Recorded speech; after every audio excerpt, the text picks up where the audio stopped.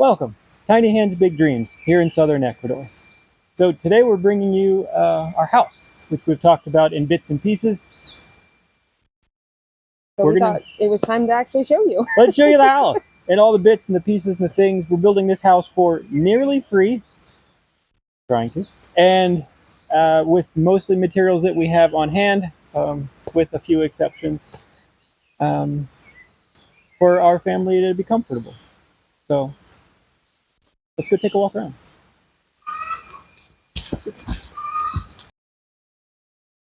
First, we had to build ourselves a retaining wall.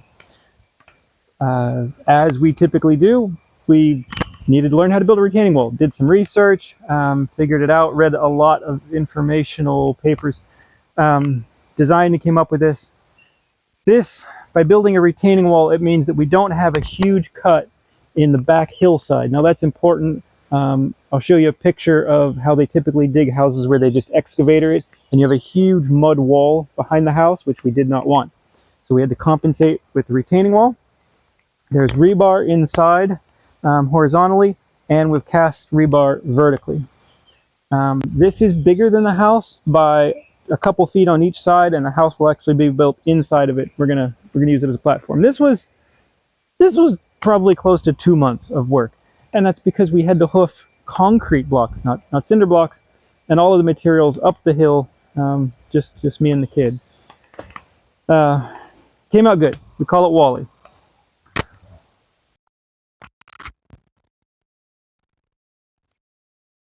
And you'll see the slope of the hill where we're building. Gives you an idea of what we're dealing with. So this is typically what is done, is they'll come in with an excavator and they'll take chunks out of the wall and just scrape it down. Now unfortunately that will start to erode, it'll channel, and then it'll slough.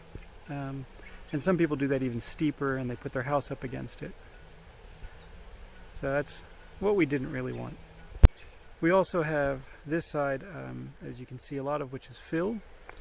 And because it was just sort of dumped loose fill, it's very soft, it subsides, and will continue to sort of subside over time, which it makes it difficult to utilize.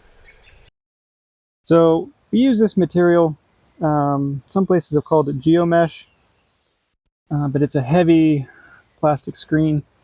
It actually gets concreted in with the grout between the blocks, and then it gets set under the soil. This will help keep the wall from leaning outwards in time. So that was an important aspect. Oh, yeah.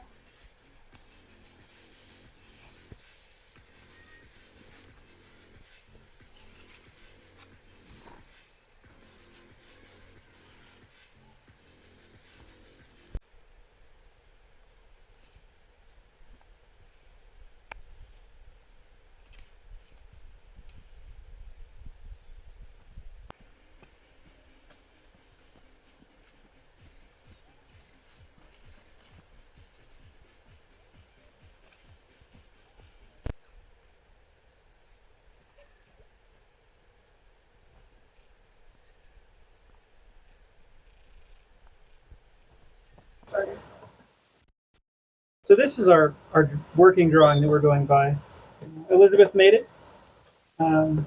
It is the original plan, it's the idea, it is the everything, it is our entire blueprint. So the entire house is built from this one piece of paper.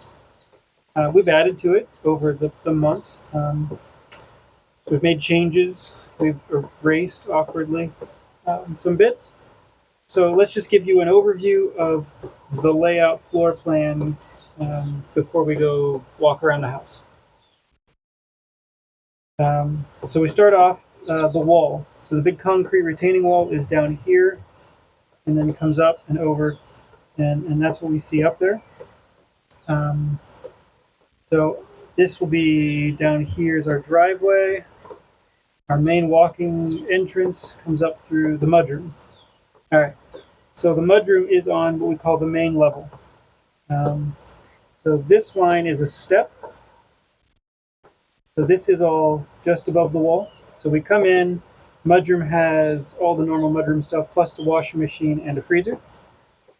As soon as you come in the door, up a couple steps is Eli's bedroom. There is a large kitchen. The kitchen is a center focus. We focus on food. The kitchen should be the center focus. That's kind of part of why we actually decided to, instead of 2 steps up here like we originally planned, we've changed it to 1 step because we realized that we move around this area the most. The kitchen's the center, but so is the table. It's where we do everything. It's where we do homeschool. It's where we do all of our planning. It's where we hang out. It's where we eat. We do everything at a kitchen table. So that needed to be in the absolute center. One of the main things I wanted was I wanted to be in a kitchen and be able to talk to the people sitting at the table without it literally being in the middle of the kitchen. So I have a half wall here, which isn't greatly represented on a picture because I am not an artist. But this is a half wall with a bench that will be our main seating for the table. Of course, we can put chairs around it, but that was kind of really the most important thing to me, is having the table in the center and then a kitchen where you can have plenty of space to work and still interact with the rest of the very small house. Yeah. So we have the fridge, which we put at an angle just for ease of use. The main bathroom is right off this area. Shower, toilet, corner sink. Lots of counter space. You can never have too much counter space. You will use all your counter space. It's part of the program. All these windows is the magical valley vista. So that was super important. This that has a great view. As we come, if you come in and go through here, this is my bedroom. It's a little bigger. My bed just happens to be a little bigger. I'm going to have a desk and some other stuff in here. There's a little front porch off the front of the house. If we come in, this is the second level, which is 14 inches over the wall, or 1 8-inch step from here. That's Elizabeth's bedroom. If we come this way, this was actually going to be like a couch. This is our only real living room area. We have a back patio, which will have roof over it. And that leads up a couple more steps to the spare bedroom. And the spare bedroom was sort of a secondary add-on. Wasn't part of the original plan, but we realized, this is our temporary house. This is our step from tents that are falling apart because they were never meant to be in use for a continual year.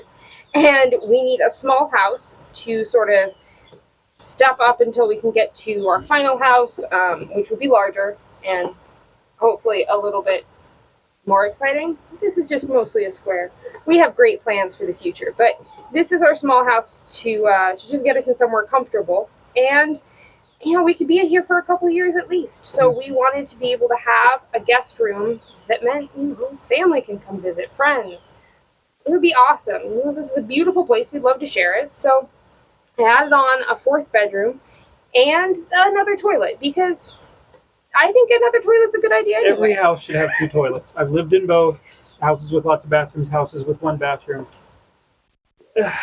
It's just nice to have a second toilet. And it also means that a guest wouldn't have to come all the way through the house to use the main bathroom. So I think that kind of kills 2 birds with 1 stone. And it's a small bedroom, but I think it's sufficient.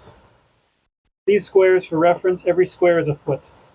So this was kind of easy planning of you just count the squares and that's number of feet. Yeah, nothing about this is terribly professional. No, this is, but you know what? We're going to build everything from this. Now, translating it to a 3-dimensional environment is a challenge, and we've stood around dancing in circles, trying to say, well, that's higher than this is higher, and that's over there. What is this, and how? Oh my gosh! With strings and levels and sticks. And our entire mountain's an optical illusion. None of it looks right. You stand back and you're like, oh my gosh! The bubble level says everything's dead straight. Those strings look like they're at a crazy down angle. It's a lot of fun. And yeah, a lot of fun. All right, let's get back to walking around the house. So we didn't want to make the wall any higher than we had to. It already gets pretty high over there. The higher you get it, the better you have to build it, engineer it.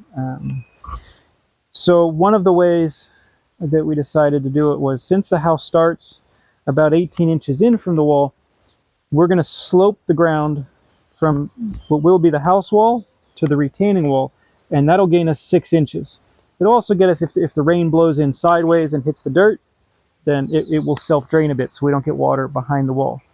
So that puts me on the main level, which is all 6 inches above the wall across the house.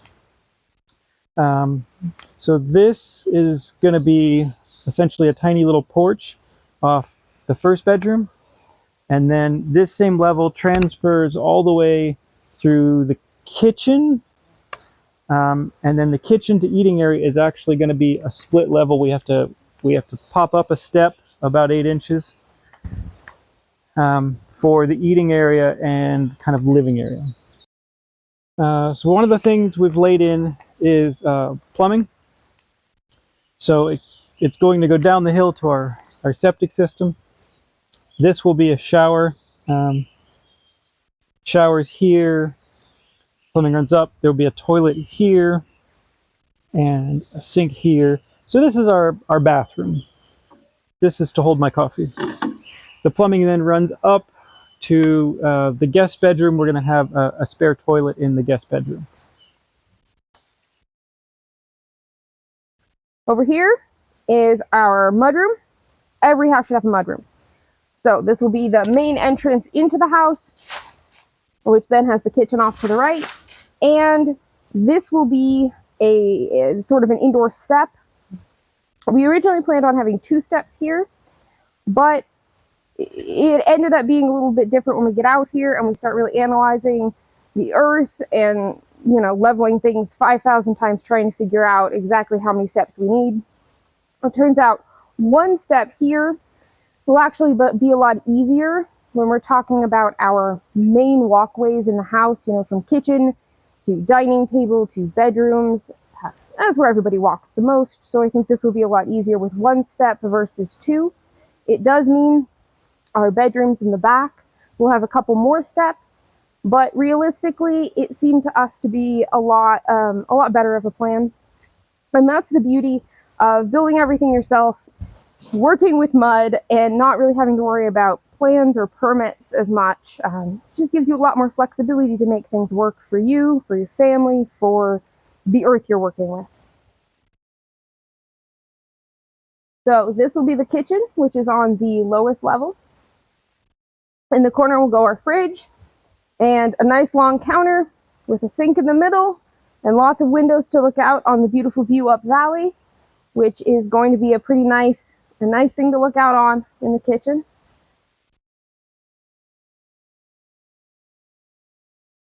And then we'll have a corner counter and a stove here. And then up here is this won't actually be a step. This will all be 1 level here. And then a small little lower counter here and a half wall that will have benches on the other side and our dining table 8 inches up. And this will be the upper main level. So we go from my room, which is down here, which is 10 inches, 12 inches above the wall, to the next bedroom, which is Elizabeth's, which is 30 inches above the wall and kind of goes into this hill. Then we get into back here is about the spare bedroom, 4th bedroom, and that's where the spare toilet's going to be. There will be a little covered patio here connecting that bedroom with Eli's room, is somewhere about here. Also the same elevation of 30 inches. We're trying to do everything off the wall, so this is a 30-inch elevation up. And then we have to clear just a little bit further behind us, just for a little space around. So this is all the earth. We're moving it all by hand with shovels.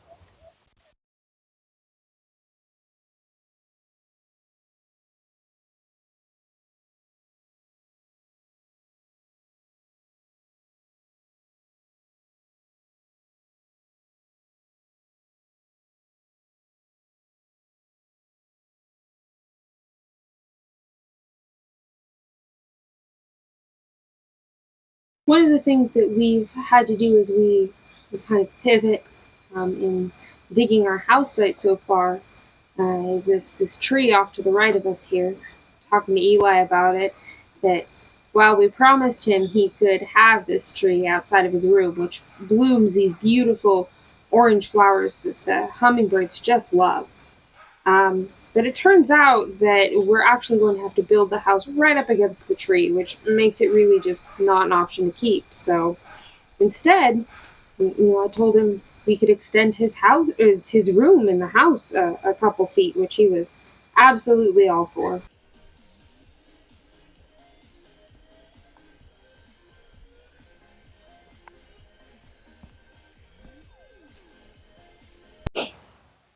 So this is the first installment of our house. As we get it built, it will continue to post some videos. But this is what one family can do at the edge of the Amazon jungle in the mountains by themselves.